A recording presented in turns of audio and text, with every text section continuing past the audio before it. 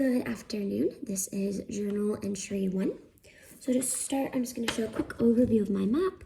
I'm not the greatest artist, but I did try to include some important details.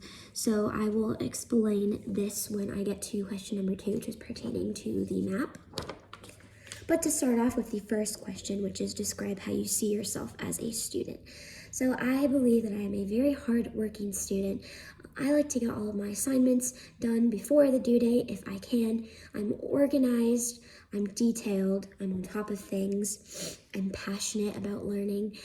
For example, this semester I am taking 6 classes, and so I took the syllabus from each class and made a Word document with all of the assignments and their due dates so that I could plan out when to do the assignments based on their due dates so that I would have them submitted on time and I would have no late work, because that's very important to me that everything is submitted on time and I can do the assignments well. I also believe that I have an inquiring mind when it comes to learning.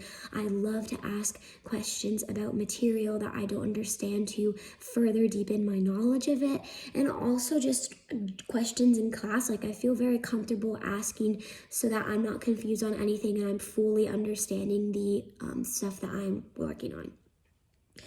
The second question is asking about a time where my self-perception was the same as how I was perceived by the schooling system and its employees. So that comes to my map. So in 9th grade, I had a biology class, and I love science, so I loved biology.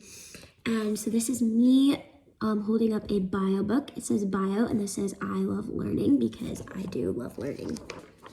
So in 9th grade, I was in my biology class and I was very shy.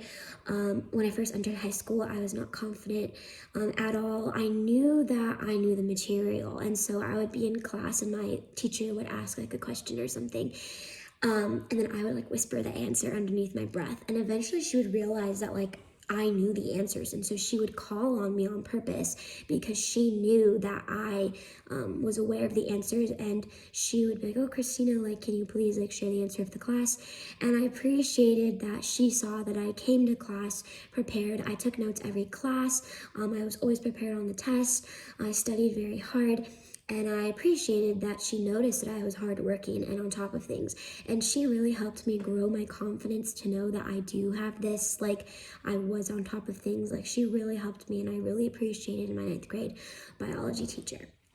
The opposite of that now is a time where I was, my self-perception was different from how the school system perceived me. So that is in 10th grade in an SAT prep class. That's me sitting and I'm writing something on a piece of paper, and it says that's a stupid question.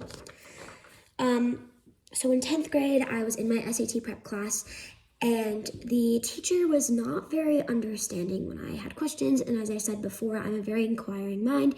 And so I had a question about something on the material, and she made fun of me for asking that question and told me that was a stupid question. I think she might have thought that I was messing around or joking, but I really just wanted to understand what we were supposed to be doing in class because her directions weren't very clear. And she told me that's a stupid question, and because of me asking a stupid question, she had the entire class write down a quote on paper 10 times. And that was very embarrassing for me. That made me feel very stupid. And on my piece of paper, my cheek is red because I just remember feeling so embarrassed, and my face got so hot and red, and tears welled up in my eyes because I was sitting next to my friends. And then I was worried that my friends would perceive me as stupid as well, just like my teacher was perceiving me as stupid. And that for me was a really hard experience, and I actually had to get switched out of that class because I was so afraid to go back to that teacher because she just saw me as someone who didn't really care to be learning, when that was the exact opposite. Question 3, it says define double consciousness. So as Bias understands it, I don't know if I'm pronouncing that correctly, but he defined it as a sense of looking at oneself through the eyes of others, of measuring one's soul by the tape of a world that looks in an amused contempt and pity. And then intersectionality, as Crenshaw understands, is a frame that gives us a greater sense of how social problems came about and what needs to be rethought in terms of conventional interventions we create for inequalities when interventions come out of non-intersectional frames. The fourth question is, what do you think would happen if schools, educators, and society understood and applied the concepts of intersectionality and double consciousness to work with their children?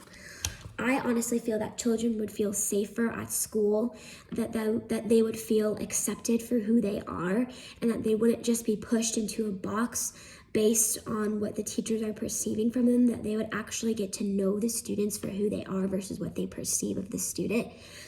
I feel like school could be a safe place for children, and that school should be a safe place for children to learn and be who they are.